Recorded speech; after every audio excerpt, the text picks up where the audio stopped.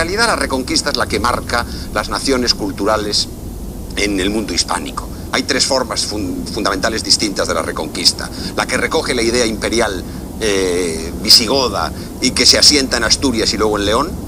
La que podríamos decir que es una variante de esta, pero que tiene una singularidad étnica original y posteriormente cultural y jurídica, que es el mundo vasco, que es el mundo castellano. Esto a los nacionalistas vascos les hará que se les salgan sarpullidos, pero probablemente el modo vasco de la Reconquista es el modo castellano. Y finalmente el modo mediterráneo, ese modo que es Cataluña, que es todo lo que luego va a ser la corona de Aragón, pero que tiene singular fuerza en Cataluña, tiene singular fuerza. Entonces, eso desde el inicio, pero podemos encontrar testimonios múltiples.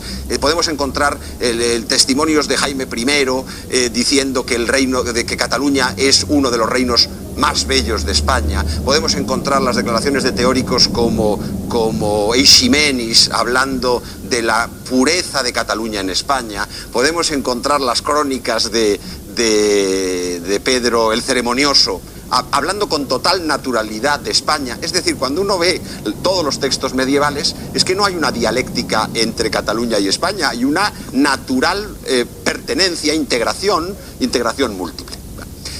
Cuando surgen, y podemos decir que hay algún momento en el que surgen problemas, sí, las fricciones surgen en muchos momentos, porque se trata de identidades que han tenido una independencia política superior, pero que se han ido posteriormente integrando en un universo cada vez más complejo.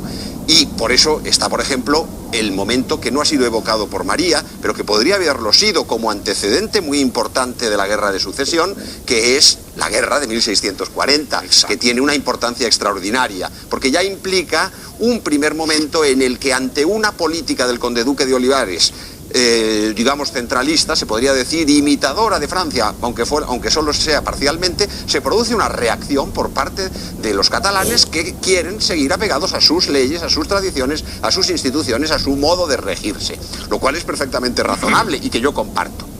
Ahora bien, esta guerra en la que entra insidiosamente Francia. El enemigo natural e histórico de Cataluña no es Castilla y no es el mundo hispánico, es Francia. Esto hay que decirlo porque históricamente es así. Y Francia interviene de modo insidioso en ese conflicto que se resuelve favorablemente. Y luego, y aquí es donde viene el misterio, las ironías de la historia o de la providencia, cuando muere Carlos II sin sucesión, después de haber intentado dejar al príncipe elector de Baviera, que desgraciadamente muere pocos meses después de ese primer testamento, porque si esto no hubiera ocurrido, el conflicto internacional se habría ahorrado, porque el problema se trataba fundamentalmente de un problema internacional. Se trataba de que, por un lado, Austria no admitía que pudiera haber una unión dinástica entre las Españas y Francia, y por otra parte Francia no admitía que pudiera mantenerse una unión dinástica entre Austria y las Españas. Y esa lucha, ese conflicto, es un conflicto internacional, en el que se mezclan muchas cosas, se mezclan elementos religiosos. Y los catalanes en un momento determinado considerarán que las tropas que están en defensa del duque de Anjou pues no respetan tradiciones cristianas, pero al mismo tiempo también los catalanes tienen como aliados a los tradicionales herejes como los holandeses o como los ingleses. El asunto es muy complejo.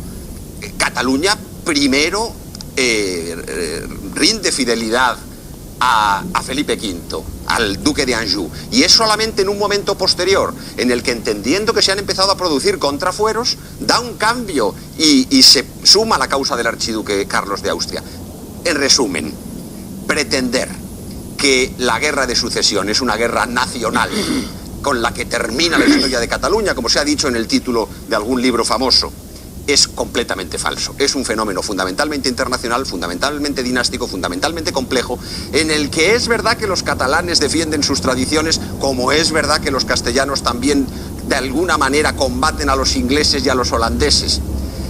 Y sobre todo, cuando el final de la guerra es verdaderamente emocionante, ese momento en el que, pese a que Felipe V le ha pedido muy duramente al duque de Berwick que no admita ningún tipo de negociación y que es una capitulación pura y simple, que no hay negociación de la rendición, El duque de Berwick se porta de una manera muy prudente, como es sabido, no entra inmediatamente, deja pasar 24 horas y cuando entra en Barcelona no se produce ningún acto de pillaje, ningún acto de saqueo.